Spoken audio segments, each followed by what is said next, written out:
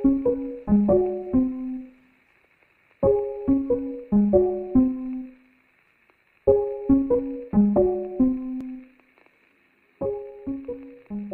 ouvintes! Sejam muito bem-vindos a mais um episódio do Story-se.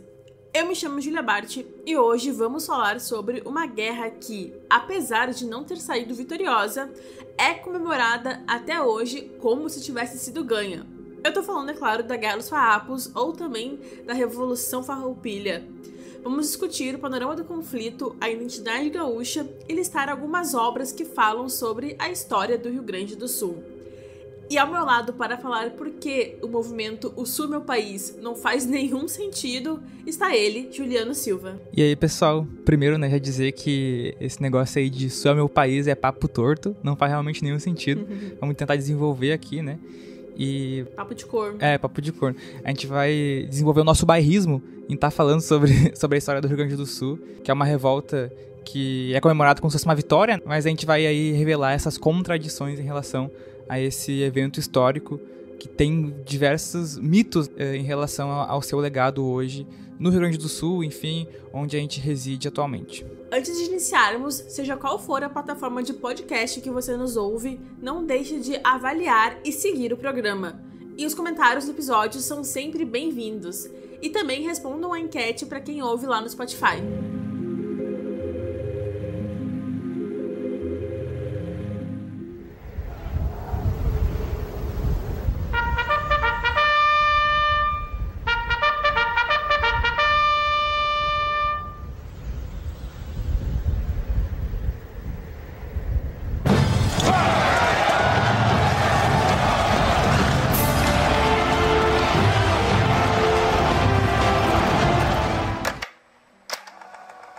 Na primeira metade do século XIX, o Brasil estava nas mãos da monarquia, mas já existiam ali alguns opositores que estavam dispostos a irem contra esse tipo de governo. Assim, alguns movimentos revolucionários surgiram com ideias mais abertas e também democráticas, que defendiam a república, a federação e o fim da escravidão.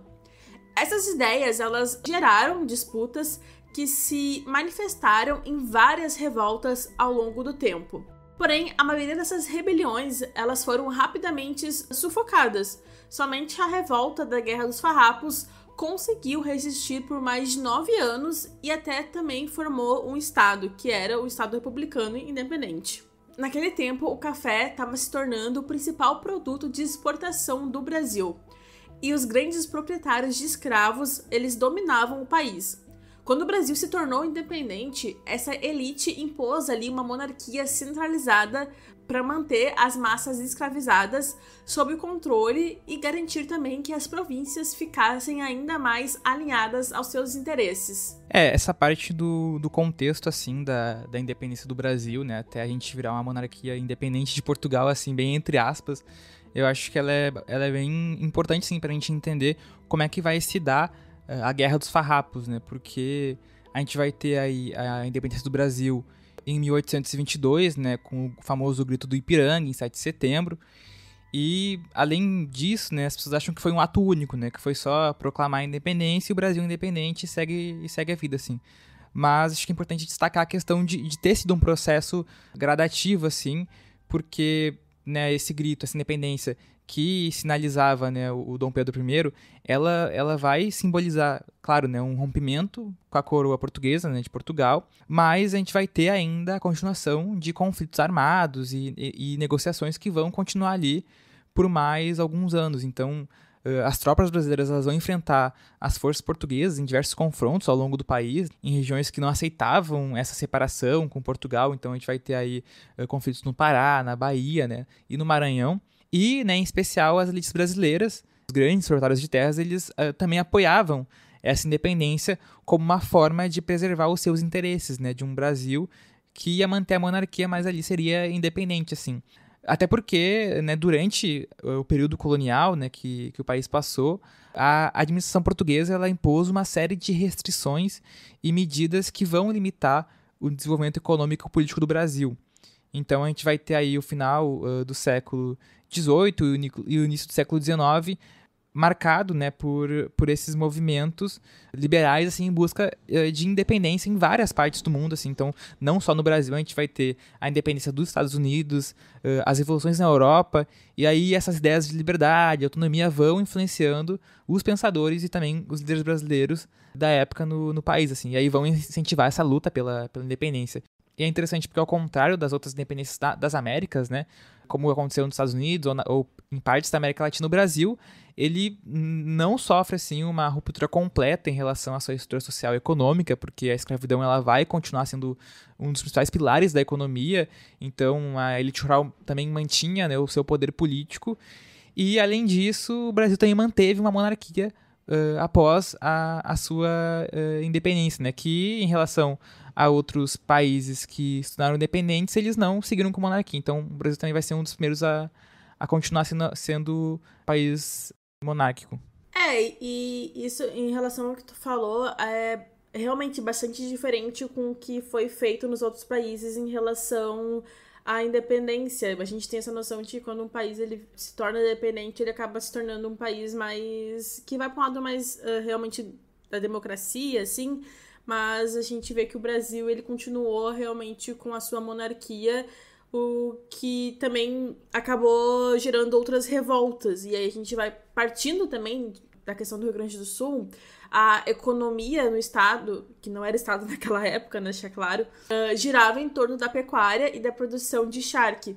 Mas o governo central, ele era realmente no Rio de Janeiro. E esse governo, ele nomeava presidentes para a província, que naquele tempo a gente chamava de províncias as regiões, que defendiam os interesses dos cafeicultores, que deixou a elite gaúcha um pouco revoltosa com essa situação, já que o dinheiro não ia ali para a província. Além disso, o Rio Grande do Sul também vivia em constantes conflitos nas fronteiras, o que também prejudicava a economia local. E a insatisfação também piorou com o governo central impondo altos impostos sobre o charque e também sobre o couro produzido no Rio Grande do Sul, enquanto os mesmos produtos importados do Uruguai e da Argentina pagavam taxas bem menores. Essas contradições entre os gaúchos e o Império geraram um sentimento de opressão e fizeram com que a revolta ali ganhasse força na região, e movida por sua maioria entre militares e estanceiros. Em 1834, os liberais federalistas do Rio Grande do Sul elegeram a maioria da Assembleia, dificultando a relação com o presidente da província, que era uma pessoa ali, um cara conservador, que também foi nomeado pelo imperador. O presidente, então, ele acusa os farroupilhas de não serem leais ao império, desejando o separatismo. Assim se iniciou, no dia 20 de setembro de 1934, a Revolução Farroupilha. Né, a gente vai ter aí, né, esse processo de estopim da Revolução Farroupilha, da Guerra dos Farrapos, assim, e que, como tu falou, né, ela vai ser aí liderada de alguma forma por uma classe dominante gaúcha, né, e formada por fazendeiros de gado, que são, né, os estancieiros, e também vai ter a participação de camadas pobres da população que vão ser usadas também na guerra como massa de apoio nesse processo de luta, assim. E trazendo uma curiosidade também em relação a essa questão do termo farroupilha, né, que é muito usado e também está muito no nosso imaginário social, e muitas vezes as pessoas não sabem, assim, da onde vem. E esse termo, ele era originalmente ofensivo, e ele era usado bem antes do conflito para se referir aos gaúchos próximos ao Partido Liberal, né. Então, o farroupilha era essa pessoa, né, esse ser que, né, andava com roupas gastas, um maltrapilho. Então tinha essa questão depreciativa, assim, né. E, né, os soldados de guerra, né, que participaram da Guerra dos Farrapos, sem ser aqueles das camadas mais populares, eles não eram, né, esfarrapados, porque eles eram da elite, né, eles eram donos de terra. Então a gente vai ter também essa divergência de achar que, né, o pessoal que ia pra guerra, eles eram esfarrapados, mas não, né. Então alguns eram, mas a gente sabe que a elite não é. Então, porque eles eram membros da elite gaúcha como um todo. E os adversários dos farroupilhas vão ganhar, né, o nome de Caramuru, que aí seriam os ligados ao Partido Conservador, né? Então a gente vai ter aí essa disputa entre esses dois partidos. E esse termo, né, Caramuru, também é um termo usado de forma pejorativa, e ele era usado para aqueles que eram leais a Portugal, né, a coroa, e tem origem de um termo tupi. Então é interessante, né, entender essa questão da terminologia das palavras, né, e como elas vão se construindo assim no imaginário social do gaúcho. Comentando ainda sobre essa questão dessa disputa, né, desses dois partidos, entre o Partido Conservador e o Partido Liberal, né, a gente vai ter no Rio Grande do Sul uma crescente insatisfação, né, em relação à classe dominante, que vai aí estimular uma aproximação com as forças políticas que vão, né, se agrupando aí no Partido Liberal, que aí vão ser os chamados farroupilhas, né. Acho que é importante evidenciar também essa questão do que eles defendiam, né, porque o Partido Liberal, ele tinha uma visão de defender uma ampla descentralização do poder, e isso através da autonomia administrativa das províncias, né, e a instauração de um sistema federalista. E, além disso, eles desejavam substituir a monarquia pelo um regime republicano, assim. Então, todas essas ideias e projetos políticos, eles vão se adequar, assim, amplamente nos interesses dos estancieiros, né, gaúchos. Já o Partido Conservador, eles defendiam, né, a manutenção da monarquia centralizada sobre o Império do Brasil e acreditavam na continuidade da estrutura política e social herdada pelo regime colonial, né. Então, tendo o imperador como uma figura máxima e as províncias com uma autonomia limitada. E também nesse contexto entra a primeira Constituição Brasileira de 1824, em que ela determinava que o país ele era um estado unitário, né, onde não existia estados, como tu comentou, ou municípios, né, então tudo era parte de uma mesma unidade administrativa que era o império. E aí as províncias elas eram governadas por um presidente que era nomeado pelo imperador. Então, só para deixar registrado, tinha o imperador e aí abaixo desse imperador tinha presidentes que dominavam cada província, no caso as regiões do Brasil. Isso aí. Aí eles se dividiam dessa forma, assim. E também, além disso, a gente tem muita discussão que vai se agravar nesse período em relação à questão do período regencial, né? Porque a gente tem aí na monarquia o Dom Pedro II, né? Ele não tinha idade ainda para governar e havia esse debate, né? Ali pairando o país sobre a centralização do poder, e aí esse período regencial ele vai durar de 1831 a 1840, né? Então, como não tinha esse imperador no momento, a autoridade do governo ela também não tinha o mesmo impacto, né? Porque o imperador, além de cumprir o papel, né, político de imperador, ele também vai ter um impacto de uma imagem de autoridade assim para as outras províncias. Então, por isso que a gente vai ter, né, diversos conflitos internos nesse período, além da Guerra dos Farrapos que a gente está trazendo aqui. Até porque, como a Guerra dos Farrapos foi a revolta que se manteve mais tempo no Brasil, muitas outras pessoas que eram de outras regiões, da Bahia, do Rio de Janeiro, se juntaram à Guerra dos Farrapos por conta dessa questão de que é uma guerra que perdurou e aí também por conta desse conflito, né, que era contra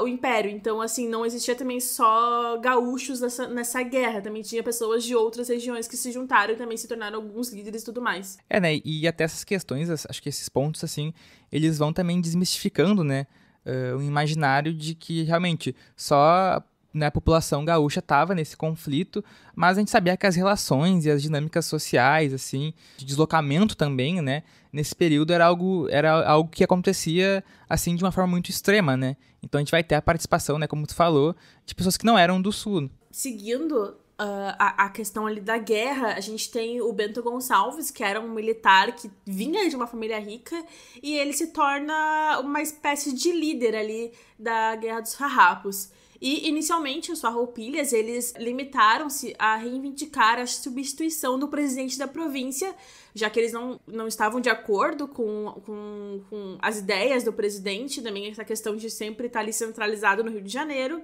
e também eles queriam um maior respeito aos sul-riograndenses. Além disso, um dos marcos iniciais da guerra foi a tomada de Porto Alegre, já que ali residia boa parte do império que estava instaurado na província do Rio Grande do Sul, que ocorreu no dia subsequente ao combate da Ponte da Azenha. Rapidamente, a revolta ela se estendeu para toda a província e no final de outubro, a maioria dos municípios havia reconhecido o governo revolucionário. Em relação à questão do Bento Gonçalves, né, que vai surgir como essa liderança assim, da Revolução Farroupilha, e ele é lembrado, né, até hoje como esse herói regional, assim, conhecido pela questão de estar à frente do conflito militarmente, politicamente, assim, e também por ser um dos estancieiros influentes, né, com grandes propriedades de terra, né, com riqueza.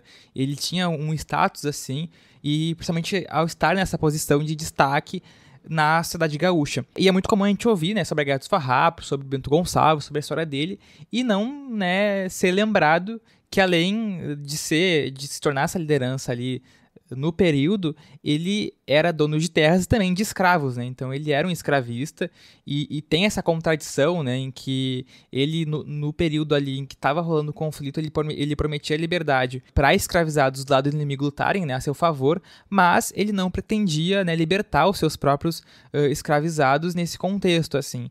Então a gente tem muito essa idealização do herói Farroupilha, que na verdade era um escravocrata. E também no arquivo histórico do Rio Grande do Sul, na cidade de Porto Alegre, né, é possível também ter acesso, né, ao inventário, que é um documento onde ele deixou a seus filhos os escravizados como pertences, assim. Então, são mais de 30 pessoas que ele vai deixar como herança. E aí esses documentos, esses registros, eles vão, né, também evidenciar quem foi, né, essa personalidade que é o Bento Gonçalves. É como tu falou, ele realmente é taxado como esse líder da Revolução, mas ele também tinha essa questão ali com os escravos que, basicamente, ele estava numa guerra em que tinha pessoas escravizadas que eram pessoas que se tornaram ali por um tempo livre, mas ele realmente não queria abrir mão dos próprios escravos, então era uma situação bastante contraditória, no mínimo. E aí a guerra ela foi sucedendo e não tinha, de fato, uma unanimidade quanto à república e à separação do império. Algumas pessoas queriam, outras não, mas o que de fato aconteceu foi que os farrapos, eles proclamaram o Rio Grande do Sul um estado independente oficializado como República Rio-Grandense em 10 de setembro de 1836, ou seja, um ano depois do 20 de setembro. A intenção era manter ali acesa a chama revolucionária. E o Bento Gonçalves, ele já havia sido preso nessa época e mandado para o Rio de Janeiro, mas ele foi mesmo assim eleito presidente do estado. Então, dos 14 municípios, os farrapos eles dominavam quase toda a província do Rio Grande do Sul, o que demonstrava que a revolução ela já tinha atingido ali um outro patamar que era da revolta popular, deixando de pertencer aos coronéis, fazendeiros e oficiais superiores e também atingindo as classes mais baixas ali, como as pessoas pobres. Após alguns anos do conflito, né, no Rio Grande do Sul, os líderes farroupilhas eles perceberam a necessidade de expandir a sua área de influência para fortalecer o movimento e também ganhar acesso ao mar, que era uma questão estratégica que eles não tinham ali, né, ainda um acesso. E isso também auxiliava tanto na questão da comunicação, né, e também em relação ao comércio. E aí a gente vai ter a expansão para Santa Catarina, que visava consolidar, né, a causa republicana e também estabelecer uma conexão com o comércio internacional de alguma forma e também com o objetivo de enfraquecer, né, o controle imperial na região, já que o conflito era, né, com o Império do Brasil. E nesse contexto a gente vai ter aí uma personalidade muito importante, que é o Giuseppe Garibaldi, que é um revolucionário italiano que se envolve profundamente na causa farroupilha, né? E também ele vai lutar pela unificação italiana ao lado da sua cônjuge, Anita Garibaldi, que também é uma personalidade muito importante, assim, nesse contexto, né? Eles foram considerados aí os heróis de dois mundos, né? Por estarem participando tanto da Guerra dos Farrapos quanto da unificação italiana na Itália, assim. E a gente vai ter, né, o Giuseppe e o Davi Canabarro, que eram também um dos principais líderes militares farroupilhas e desempenhando um papel fundamental na invasão de Santa Catarina. E aí o Garibaldi, né, com sua experiência em batalhas navais, ele foi responsável pela organização de uma pequena frota, o que vai permitir eles atacarem as fortificações e os portos da região. E aí, em 24 de julho de 1839, né, após a conquista de Laguna, eles proclamam a República Juliana, com o objetivo de expandir, né, esse ideal republicano que estava crescendo e para além, né, do Rio Grande do Sul. E aí essa república ela vai ser estabelecida em aliança com a República Rio-Grandense, porém, ela vai durar em menos de 4 meses, né? Porque após a proclamação, a gente vai ter as tropas imperiais retomando a cidade de Laguna e dissolvendo a República Juliana. Mas, né, ela é um ponto importante, assim, desse processo de conflito contra o Brasil Império. Bom, e tu falou sobre a questão republicana, que foi essa tentativa também de expandir ali para as outras regiões do Brasil, Santa Catarina, e existia uma grande polêmica, acho que existe até hoje essa polêmica, sobre se a Revolução Farroupilha ela foi separatista ou republicana. E se a gente pensar nesse contexto da época, onde existia uma monarquia centralista no Brasil, com o império e tudo mais, o Rio Grande do Sul, ele buscava uma luta republicana e federalista. Inclusive, também houve várias propostas, como essa de Santa Catarina, de união contra as províncias brasileiras, que também estavam em revoltas. Então, o Rio Grande do Sul, ele buscava se separar do império e não da nação brasileira. Eu acho que isso é uma coisa que a gente tem que deixar bem evidente, porque tem esse discurso, como a gente comentou no começo do episódio, de ser uma região que quer se separar do Brasil, mas isso não, de fato, não é verdade. Né, essa questão da história do Rio Grande do Sul, por ser uma questão muito regional e local, né, tem muitos debates, também uma dificuldade de encontrar fontes que vão, né, evidenciar algumas informações, né? Então por isso que a gente vai ter aí diversas linhas de pensamento e interpretações desse período, assim. Mas, assim, a Revolução Farroupilha, ela foi, né, sobretudo, ela foi republicana e federalista. Acho que eram os principais ideais que ela carregava e não totalmente separatista. Mas só em relação ao Império, né? Então, claro que isso vai abrir brecha para setores separatistas se aliarem ao conflito e também levarem, né, esse evento como uma prova de separatismo, né? E a gente vai ter aí os discursos de O Céu é Meu País, hoje em dia tentando trazer esse legado de separatismo. Porém, né, a gente vai ter os farroupilhas tendo proclamado a República Rio-Grandense com um objetivo principal que não era a separação definitiva do Rio Grande do Sul do Brasil, mas sim lutar, né, contra esse centralismo, né, que tu comentou, do governo imperial e também tentar promover essa autonomia das províncias dentro de uma futura federação republicana, que era, né, o objetivo e o que era o que eles defendiam. Então, essa questão da proposta também de união com outras províncias em revolta, né, como Bahia e Maranhão, vai ser um exemplo e também vai reforçar que o movimento Farroupilha, ele desejava uma reforma do império e a criação de um sistema político mais descentralizado. E isso sem romper, né, com a nação brasileira. Então essa luta farroupilha, acho que ela não deve ser vista, né, concordo contigo, né, como algo separatista nesse sentido estrito, assim, ilimitado, mas acho que uma busca por uma nova organização política do Brasil nesse período, assim, de monarquia, desse período regencial. E desde o início, a Guerra dos Farrapos também teve forte participação dos negros, indígenas e pessoas mais pobres, mas talvez não por gosto pessoal deles. Os exércitos, eles foram formados, por sua maioria, negros livres ou alforriados pela República Sul-Rio-Grandense, com a condição de lutarem pela causa do Rio Grande do Sul. Então, essas pessoas, elas eram libertas, mas só se elas lutassem, de fato, ali pelos farrapos. Então, em 12 de setembro de 1836, ali um ano depois, João Manuel de Lima e Silva tomou Pelotas e libertou centenas de pessoas escravizadas, criando o famoso primeiro corpo de lanceiros na primeira linha farroupilha. Era uma forma de desafiar a política escravocrata do Império, pois ele declarou livre os que se juntassem como voluntários. E a gente sabe hoje que os negros, eles eram mais de um terço à metade do exército. E depois que houve essa libertação e vários negros se juntaram ao exército, também houve uma resposta imperial. Então, eles decretaram em novembro de 1938 a chamada Lei da Chibata, que dizia que todo escravo que for preso participando de forças rebeldes seria punido. Em contrapartida, os escravos que abandonassem ali o seu partido, eles ganhariam a alforria.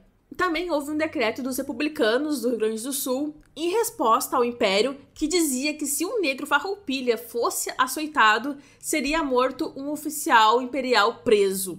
Da participação de pessoas negras, né, que estavam na condição de escravos, né, e também a questão das camadas mais pobres, indígenas, é um debate, assim, muito importante de se fazer quando a gente vai retomar a história da Guerra dos Farrapos, né. Porque em relação a essa percepção do negro escravizado nesse período, né, eles vão ter essa participação na guerra como uma oportunidade de melhorar, né, a sua condição social ou, como tu falou, obter uma liberdade prometida.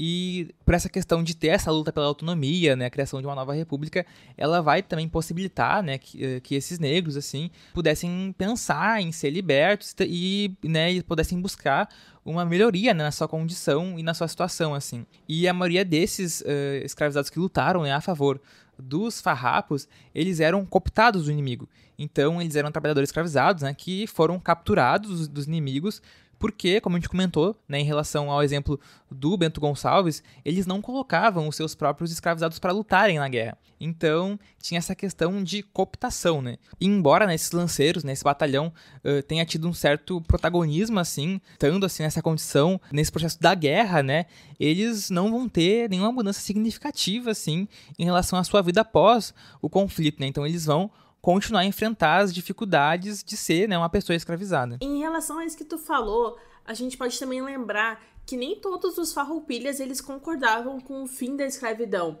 Então, de um lado, a gente tinha os que defendiam a abolição geral da escravidão e do outro, os que aceitavam a libertação dos escravos que aderissem à luta, mas que não queriam uma libertação geral dos escravos, que também pode ser ali o caso do Bento Gonçalves, já que ele mantinha os seus escravos. Então, em agosto de 1843, já 8 anos depois do começo da Guerra dos Farrapos, Bento Gonçalves ele vai entregar a presidência e o comando militar do estado para uma minoria que era totalmente ali a favor da escravidão.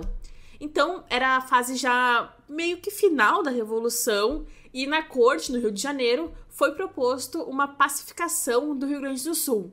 Mas as negociações, elas começavam a esbarrar na exigência dos farrapos de que o Império reconhecesse a liberdade dos negros que lutaram pelo Rio Grande do Sul. Mas para os imperiais, isso era algo inaceitável, porque eles estariam ali, entre aspas, premiando com a liberdade as pessoas escravizadas que se revoltaram. Então, sem nenhum acordo ali feito, a guerra ela seguiu com equilíbrio entre as forças. Então, por um lado ganhavam os imperiais, do outro ganhava os farrapos. Mas para o Império era nítido que precisava acabar logo e mais negociações começaram a ser feitas. Então, os imperialistas e os chefes farrapos, que eram contrários à abolição da escravatura, não queriam garantir liberdade para os negros farroupilhas, mas também não queriam que esses mesmos voltassem para as senzalas e levassem ali uma semente da rebelião. Já que com essa questão de que eles começaram a lutar na guerra, eles ficaram mais instruídos e também já tinham essa noção ali de que era possível, de fato, fazer uma rebelião. Eles vão acabar sendo uma ameaça, né? Tanto para os imperiais e também para alguns setores no Rio Grande do Sul, né? Porque esses escravizados, eles participaram do conflito, eles, né, aprenderam a lidar com armas, eles estavam armados e, né, rondava esses ideais de liberdade, né? Porque se os farroupilhas, eles vão defender esses ideais de ter uma autonomia, de ter uma liberdade, de ter, né, de poderem guiar o caminho da província do Rio Grande do Sul, os escravizados também vão querer, né, também vão perspectivar, né, esses mesmos ideais, né? Então, a gente vai também colocando aí em xeque, né, o quão contraditório, né, é, de alguma forma, algumas questões e defesas, né, da Guerra dos Farrapos, porque estava ali, né, os escravizados, as camadas mais pobres da sociedade, né, sofrendo com a situação enquanto estava acontecendo a guerra. Bom, e o que se seguiu foi o massacre de Porongos, que aconteceu na madrugada de 14 de novembro de 1844, no qual os negros farrapos que estavam desarmados e separados do resto das tropas foram atacados de surpresa e dizimados pelas tropas imperiais. Esse ato foi um ato de traição do general farrapo Davi Canabarro, que tramou junto com o militar imperial Duque de Caxias, já que os dois eles eram contrários à liberdade das pessoas escravizadas. E com a traição que aconteceu em Porongos, meio que matou ali o espírito da rebelião. Porque, já que não tinha mais as pessoas negras, que também eram parte ali do problema, né? Já que esses escravocratas, eles queriam dar um fim às pessoas que já tinham a maior instrução e que podiam fazer outras rebeliões. E também porque a partir desse massacre que houve, boa parte da resistência dos outros farroupilhas também ali sentiram que eles tinham sofrido uma derrota e que não tinha mais perspectiva de continuar com a rebelião. Então, nos termos de paz, ficou definido que os negros farrapos eles seriam apresentados ao governo imperial e, já que a maioria havia sido morta, apenas 77 foram enviados, dos quais 4 acabaram fugindo, e os que chegaram no Rio de Janeiro, eles foram garantidos com a alforria, mas depois disso não se sabe o que aconteceu com eles e provavelmente eles não tiveram ali uma dignidade de vida. E aí a gente vai ter, né, na história do Rio Grande do Sul, né, na história da Guerra dos Farrapos, esse evento que é extremamente vergonhoso, né, para a nossa história, que é essa traição, esse massacre de porongos contra os lanceiros negros, né, que foram aí escravizados durante 10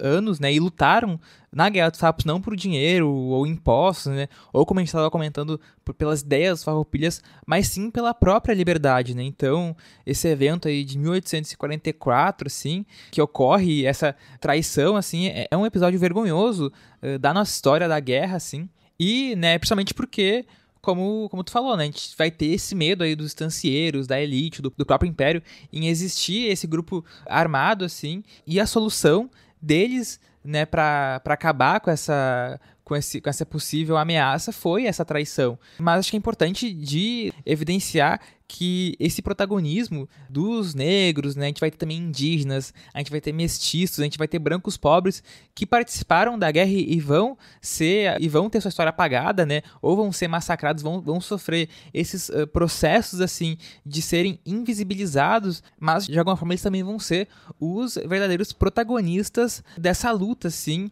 porque eles lutavam pela própria vida, né? Acho que de alguma forma essas pessoas, acho que eles mesmos lutavam, né, pelo verdadeiro ideal de liberdade, que vai ser aí guerrear uma guerra para encontrar um espaço dentro da cidade gaúcha.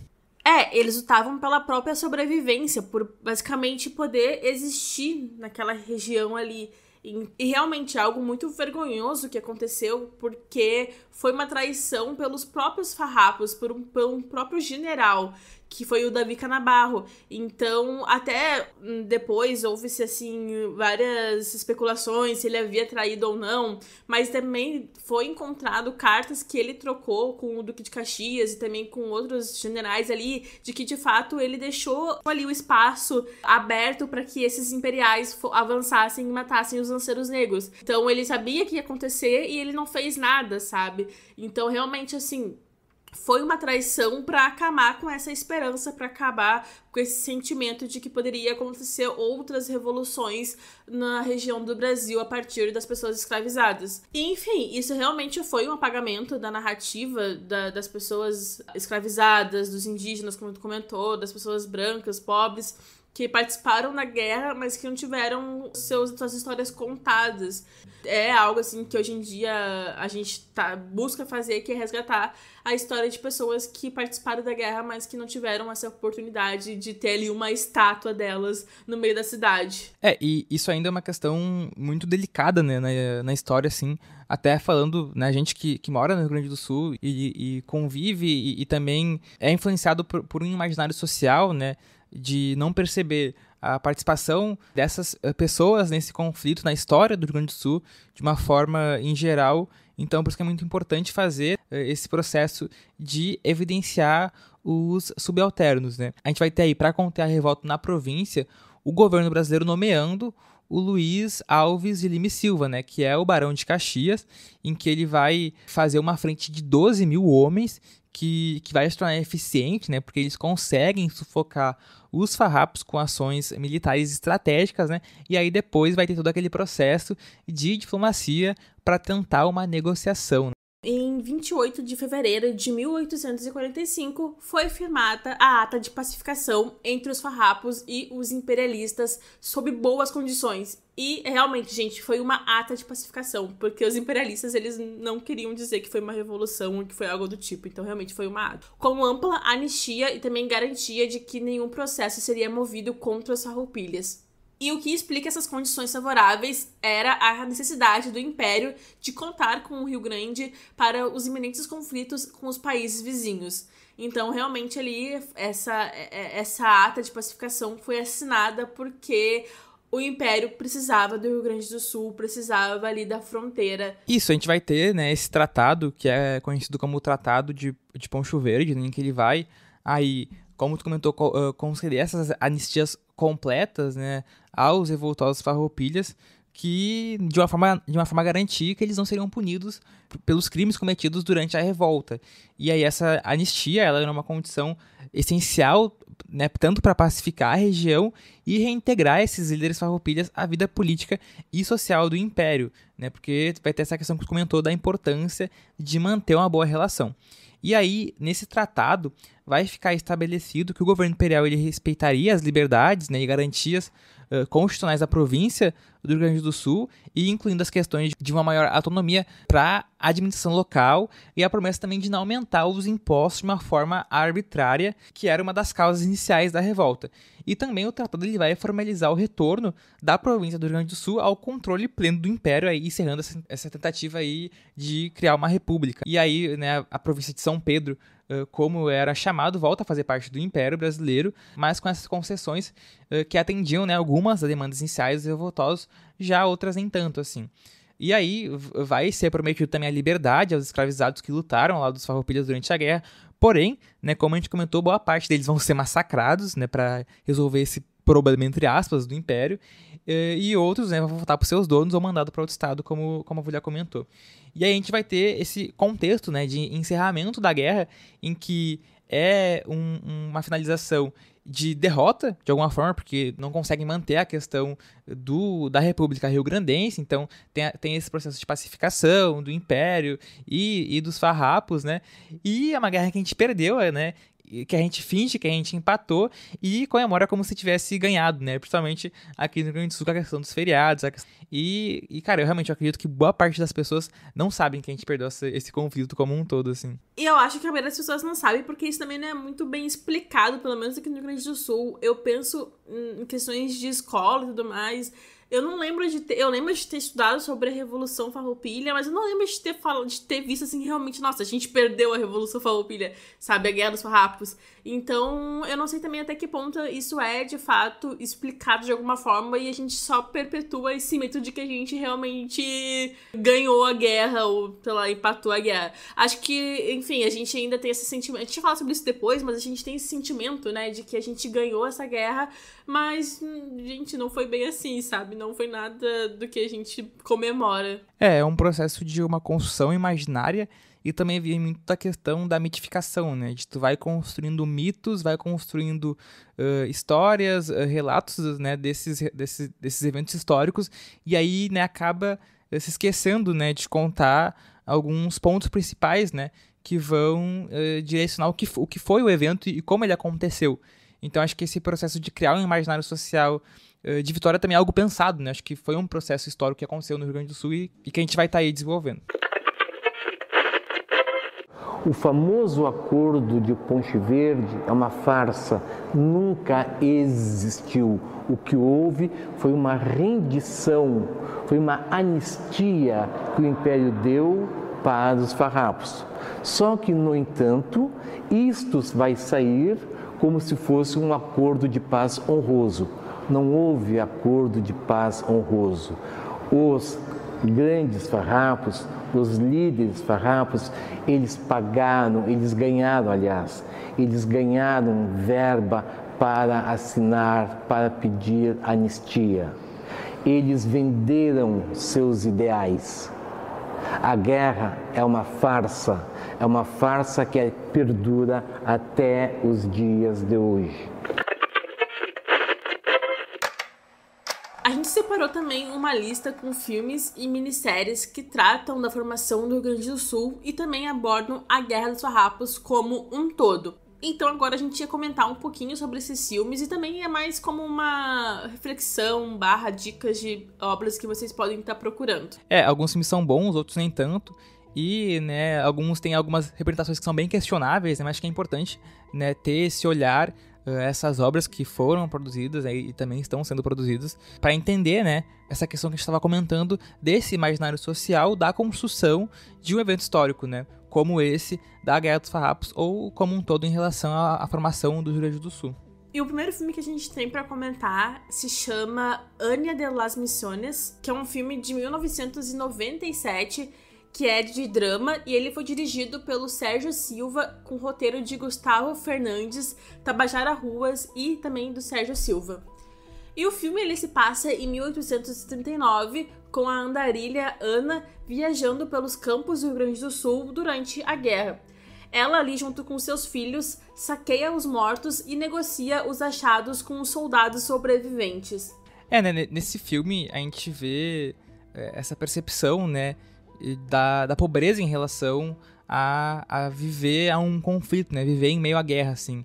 Então acho que vai ter essa questão de explorar, né, como a guerra ela vai afetar a humanidade das pessoas, né, de uma forma em que elas vão ter que tomar atitudes para sobreviver, como apresenta o filme, né, essa questão de saquear os mortos, né, e que vai ilustrar como a guerra ela desumaniza as pessoas e vai corrompendo, né? Então, saindo do foco desses grandes líderes, né, desses principais protagonistas que estão, assim, que são contadas as histórias, acho que é interessante, né, ter essas percepções diferentes, né, a partir dessa personagem, né, que é a Anahy, acho que é assim que se pronuncia, e né, que vai aí desempenhar esse olhar diferente para essa guerra, né, de uma forma talvez não romantizada, né, não romantizando a questão da guerra, dos heróis, mas mostrando essa questão da realidade mesmo, diretamente, né, dos combates e das consequências também que eles trazem. Pois é, esse filme ele ganhou vários prêmios, tanto nacionais quanto internacionais, porque realmente evidenciou esse lado da guerra que a gente não tá acostumado a ver nos filmes, que é esse lado mais humanizado e não tão, assim, do herói, do protagonista. Então, realmente, foi um filme que buscou abordar uma mulher sozinha, com a sua família, com seus filhos, e que fazia de tudo pra sobreviver em meio a toda a destruição e todo o caos que aquela guerra trouxe. E eu acho que é interessante comentar que é um filme que realmente aborda as pessoas mais vulneráveis, as pessoas mais pobres, e o que elas precisaram fazer para que elas sobrevivessem nesse meio. E o próximo filme é Neto Perde Sua Alma, de 2001, sendo o primeiro dirigido por Tabajaras Ruas, né, e Beto Souza, e ele tem uma estética meio cult, né, e também bastante conhecido, e que foi baseado, né, no romance escrito também pelo Tabajaras Ruas. E vai contar a história, né, de Antônio de Souza Neto, que é um general brasileiro que foi ferido no combate na guerra, né, do Paraguai, e aí ele vai ter um processo aí de recuperação no hospital militar, né, de Corrientes, na Argentina, e lá ele percebe alguns acontecimentos estranhos, né, como o capitão de Los Santos acusar o cirurgião de ter amputado as suas pernas sem necessidade, e também ele vai reencontrar um antigo camarada, que é o Sargento Caldeira, que é um ex-escravizado, com quem ele lutou na Guerra dos Farrapos, né? Então, junto com esse Sargento Caldeira, eles vão rememorar as participações, né, deles na guerra, além do encontro, né, com o corpo de lanceiros negros. Esse filme, ele vai mais a fundo ali num drama psicológico dos militares da Guerra dos Farrapos, e também tem uma abordagem bem diferente, assim, não mostra de fato a guerra, ele não tem, já passou da guerra, né, já passou da Guerra dos Farrapos, é depois, e aí tem esse general, que é o Neto, que tá ali numa situação de recuperação, porque ele continuou, né, fazendo outras guerras, participando de outras guerras, e aí é mais um filme sobre realmente refletir sobre essas dores e esses traumas que a guerra traz.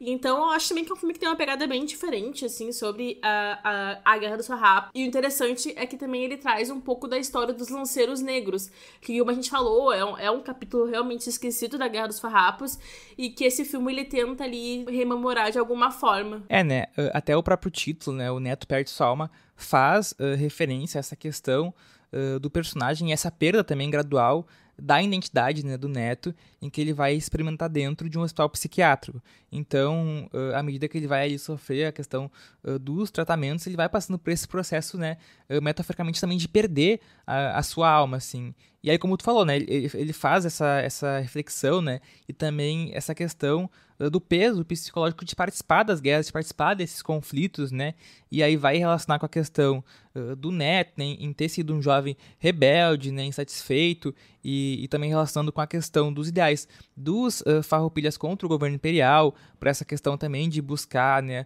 uma autonomia, buscar uma liberdade de algum modo, e aí o filme vai relacionando essas questões, né, e aí a partir dessa insatisfação e esse sentimento de opressão que o Neto ele enfrenta, né, tanto né, por questões emocionais e psicológicas, mas também em relação à sua vida familiar, né, e também dentro da instituição psiquiátrica. Então, vai tendo esse processo de remeter, né, a esse sentimento de luta que vai marcar a Revolução Farroupilha, né? Então, acho que é uma obra muito válida, assim, de assistir por trazer, né, essas representações cinematográficas. E a terceira obra que a gente escolheu aqui pra falar, a gente deu uma burlada, porque é uma minissérie, A Casa das Sete Mulheres, que foi produzida pela TV Globo e exibida em 2003, com 51 capítulos. A minissérie ela foi baseada em um livro e adaptada por Maria Adelaide Amaral e Walter Negrão.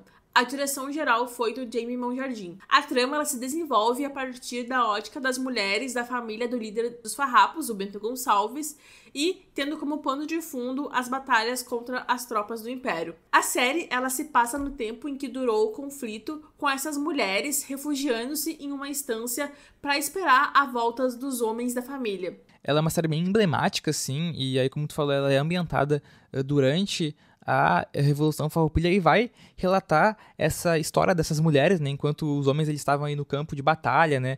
Vai ter as mulheres da família do Bento Gonçalves, em que elas ficam aí a essa espera, né? Por notícias e lidando com esses desafios impostos pela guerra. Então, a minissérie ela tem, né, como esse objetivo explorar como essas mulheres, né, cada uma com suas personalidades e perspectivas, vão lidar com a espera, com a solidão e com a incerteza, né, dessas dores causadas pela guerra. Então, é também uma história sobre o impacto psicológico, né, e emocional desse conflito, porque mesmo elas estando distante, né, e não participando diretamente das batalhas, elas também vão ter os seus destinos marcados pela guerra, assim. E também boa parte do enredo, né, dessa série sobre essas mulheres da família é algo ficcional, né, então a série ela vai usando aí parte da ficção para humanizar e dar voz a essas mulheres, né, enquanto uma narrativa histórica tradicional, né, em que muitas vezes é deixado à margem, né, essa percepção dessas pessoas e o papel, né, que elas tinham. E aí, trazendo essa perspectiva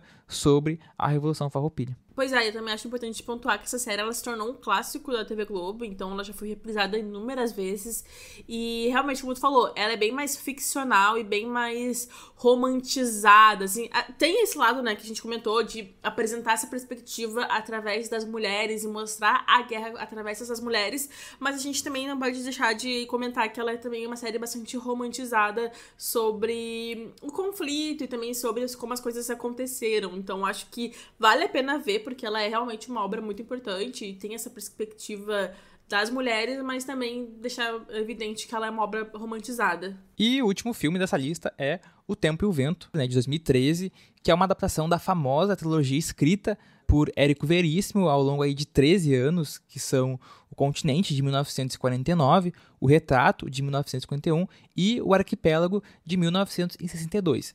E a história, né, desse filme, ela vai narrar aí a formação do Rio Grande do Sul através de 3 famílias, que é a família Terra, Cambará e Amaral, ao longo aí de mais de 150 anos, desde o século XVIII até o início do século XX. O filme ele foi dirigido pelo Jaime Monjardim, que também é o mesmo diretor da Casa das Sete Mulheres, e esse filme ele vai aí focar principalmente, né, nos 2 primeiros livros, né, a gente vai ter a história contada através das lembranças da Bibiana Terra Cambará, enquanto ela enfrenta um cerco à instância dos Cambará pelas forças dos Amaral.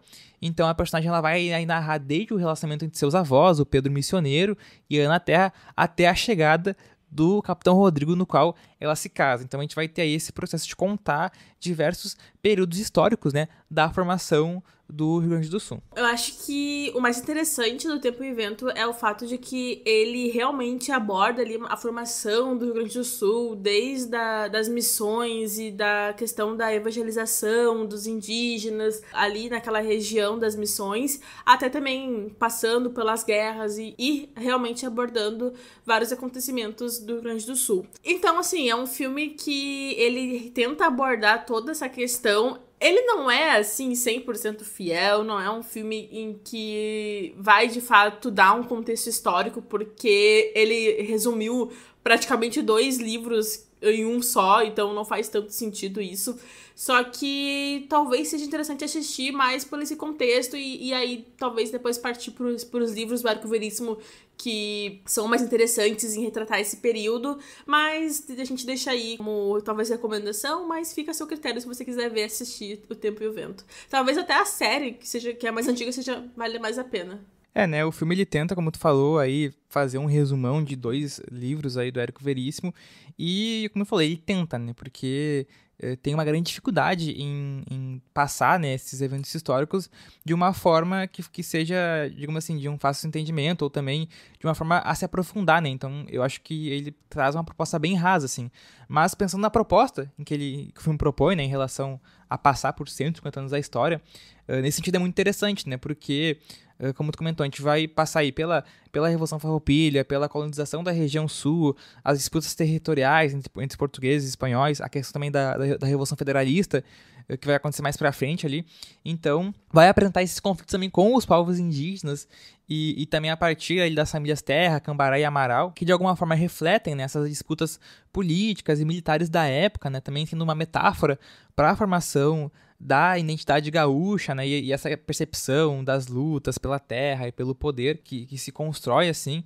Então, é quase assim um retrato épico, né, da identidade gaúcha, o que o filme propõe, assim, com essa questão de trazer valores de honra, de lealdade, de resistência, né, em tentar apresentar como se construiu essa figura do gaúcho em relação a essa ligação com a terra, com os cavalos, com a tradição da guerra, assim, que, claro, em alguns pontos é extremamente questionável, né, essa romantização também. O filme é um romance também, então tem que partir desse pressuposto. E é isso, né, ele tenta retratar essa luta, né, pela terra e essa rivalidade entre as famílias, assim. Então acho que essa proposta, né, de tentar explorar a formação cultural e histórica do Rio Grande do Sul como um todo, ela é muito interessante, assim, né. Então acho que, além de dar uma olhada no filme, vale a pena também ter contato com a obra do Érico Veríssimo, né, que vai aí contar também a história do Rio Grande do Sul a partir, né, da sua história ficcional, e vale a pena ter contato, assim, diretamente com seus livros. Até tu falou a questão dos ícones gaúchos, que o filme ressalta bastante, então a gente tem toda essa mitologia realmente, a bombacha, o chimarrão, o jeito de falar, o cavalo, as terras, os pampas, os vestidos, então realmente é algo assim que reforça esse estereótipo do gaúcho, e até é um filme que a gente pode aqui dizer que ele apresenta todo o mito, ele constrói e mostra ali, de fato, todo o mito. Então, até por isso, é um filme que as pessoas gostam bastante, porque reforça esse imaginário popular do gaúcho. Mas claro que a gente sabe que não é bem assim. E em questão de histórico mesmo, o filme ele não é tão interessante, mas pelo lado que tu falou, da questão do mito, talvez seja um bom pressuposto para ver o filme. Né, e a partir, né, dessas obras, assim, a gente vai aí perceber essa formação da identidade gaúcha, né, tanto da parte mítica, né, da parte histórica, a parte cultural e social, mas também acho que o que a gente quer trazer também aqui é ter uma percepção crítica, né, para nossa história, né, para essa história que a gente trouxe, e tentar trazer à tona, né, esses personagens subalternos dessas histórias que não foram retratados nessa construção de identidade gaúcha, que também, né, são gaúchos e também tem muita história para contar, assim, em relação a esse contexto como um todo, assim. Então acho que essas histórias elas vão valorizar esse sentimento de pertencimento, né, dessa construção do gaúcho, enquanto essa questão da regionalização, essa importância de criar uma tradição, né, de ter uma forte ligação com as histórias de guerras, de disputas, assim, que vão de algum modo também moldar a cultura local, assim. Então acho que, como um todo, essas obras elas são a construção desses heróis, né, que a gente ouviu falar que existem ou que não existem, mas também de heróis que são contraditórios, né, heróis que são escravocratas, né, e que defendiam ideais contraditórios, e que defendiam liberdades para si, mas não para os outros. Então acho que ter essa percepção crítica desses eventos, né, e também ver como é que eles são representados, tanto como essas figuras idealistas, né, mas que também vão portar contradições que são morais, assim, né. Então esse fato desses líderes revolucionários, muitos deles serem escravistas, é um exemplo dessa questão de construção desses mitos heróicos que por muito tempo eles vão sustentar numa imagem romântica, né, de gaúcho, né, ou da Revolução Farroupilha e de líderes assim, mas que vão se mostrar totalmente contraditórios. Pois é, até essa questão dos líderes, é importante falar que eles defendiam os próprios interesses econômicos. Então, em um contexto geral, a luta não foi por ideais de justiça social para todos, que todos tenham as mesmas oportunidades, que todos tenham um pedaço de terra, que todos possam ter ali alguma coisa para si. Então, foi algo realmente mais para as demandas da elite, para as demandas da elite rural gaúcha, sabe? Então, acho que também é importante lembrar disso, porque às vezes a gente fica nesse imaginário, como tu falou, de celebrar esses, entre aspas, heróis e celebrar essa participação, mas é algo muito simplista e que não olha pro conflito como um todo. O gaúcho mais glorifica o conflito do que debate e reflete sobre esse conflito, porque a gente comemora o 20 de setembro, a gente não pensa que foi uma data em que se iniciou uma guerra que muitas pessoas acabaram morrendo. Então, acho que é importante também a gente pensar nesse lado, assim, que é algo que é glorificado, mas que acabou com a morte de muitas pessoas. Acho que a gente nem tem um dado específico de quantas pessoas morreram, mas houve muitas famílias afetadas com essas guerras.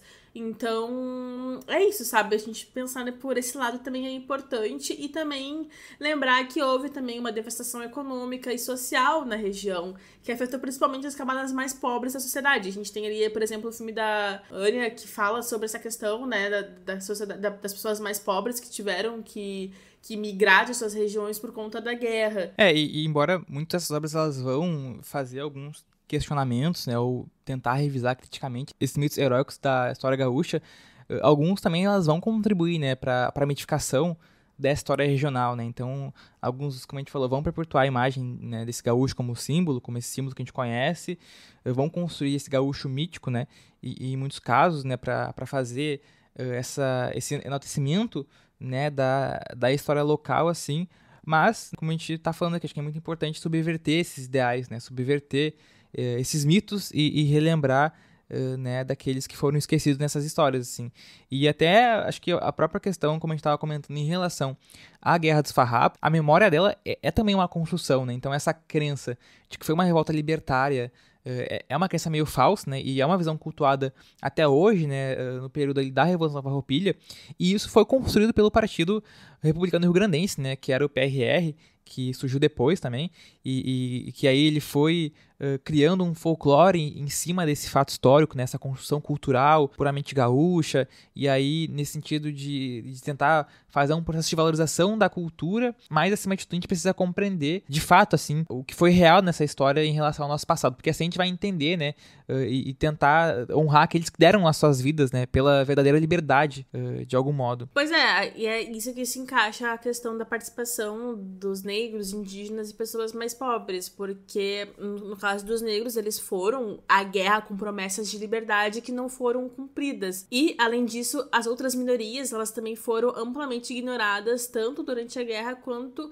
após a revolta. Então, até que ponto essa guerra serviu, de fato, para ajudar o povo e para auxiliar as pessoas que realmente precisavam dessa revolta. Hoje em dia, né, a gente vai ter aí, a partir dessas percepções da Revolução Farroupilha que a gente está comentando, a gente vai ter alguns movimentos modernos, né, adotando essa visão de uma resistência gloriosa, entre aspas, né, contra a opressão, né, utilizando esses personagens, símbolos, né, da Guerra dos Farrapos, né, como Bento Gonçalves, para representar essa independência política e econômica a partir do movimento que a gente estava comentando do Sul, é o meu país, que é um movimento muito papo torto, né, não faz sentido, assim. Acho que o que a gente desenvolveu aqui talvez já explique, né, esse contexto, assim, mas primeiramente porque o movimento ele descontextualiza o que foi a Revolução Farroupilha, né? Ele conta de uma forma que não é a forma historicamente correta, então ela vai ignorar aí nuances, né, como o fato de que a guerra não teve um caráter estritamente separatista em sua essência, mas sim de resistência, essa questão da centralização política, como a gente comentou e desenvolveu, né, e explicou, e além disso, vai omitir, né, e suavizar alguns aspectos negativos da revolta, principalmente como o uso da questão da escravidão por parte dos líderes farroupilhas para manter essa imagem idealizada de luta. Então, esse processo que esses tipos de movimento fazem, né, e tentar recontar a história é algo totalmente irresponsável, assim, e errado, né, no sentido de retratar a história como ela foi. Na moral, sério, vai se fuder quem quem fica falando aí o meu país, porque, cara, que coisa mais vergonhosa.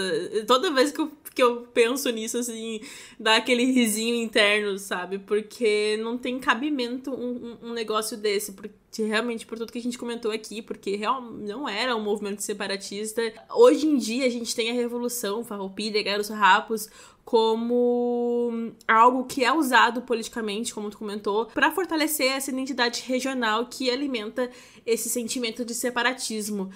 E também um sentimento de superioridade cultural em relação ao restante do país. Então tem essa questão também do Rio Grande do Sul, o Rio Grande do Sul, se acharem mais elitizados, mais politizados que o resto do país, mas isso realmente não é verdade, não faz nenhum sentido. Eu só aceito se a gente se tornar a Ursal. Sim, a Ursal a gente quer, pode vir.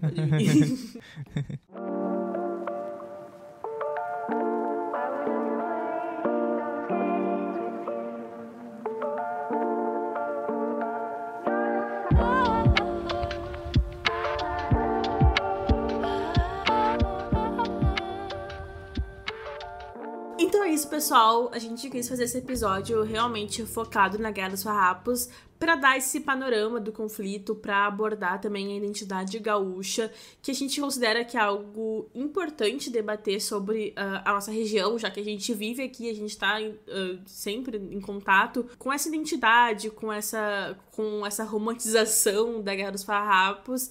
E as dicas, reflexões, foi realmente pra gente trazer aqui algumas obras que abordem esse conflito, não talvez de forma 100% fiel, mas que de alguma forma tentam ali conversar sobre o que aconteceu naquela época. Isso, né, é um tema extremamente relevante, né, pra gente estar aí debatendo e trazendo ele sempre à tona, e também acho que tem diversas discussões que ficaram de fora aqui, e é importante lembrar que o que a gente faz aqui é um recorte, né, desse contexto histórico, e que é muito mais complexo, muito mais dinâmico, mas são questões que são importantes de serem trazidas assim, para o debate, para a discussão, e tentar também trazer uma perspectiva diferente, né, para o que foi a Guerra dos Farrapos, de uma forma, né, saindo dos mitos, né, saindo da questão da mitificação desse evento histórico, e também tentar, né, propor uma perspectiva diferente. E, como sempre, né, lembrar que o Stories é um podcast independente, então é muito importante o apoio de todo mundo. E além disso, não se esqueçam de seguir também a gente nas redes sociais, @stories_cast, tanto no Instagram, no TikTok e também no Thread. Estamos no Thread, já que não temos mais o X. E além disso, também procurem pelo Stories no YouTube e sigam o canal, pra gente estar colocando todos os nossos episódios lá. Então é bem importante a participação e o engajamento de todos. Seja qual for a plataforma de podcast que você nos ouve, não deixe de avaliar e seguir o programa. E os comentários do episódio são sempre bem-vindos. Também respondam a enquete que a gente sempre deixa lá no Spotify. É isso aí, pessoal. Até o próximo episódio. Até!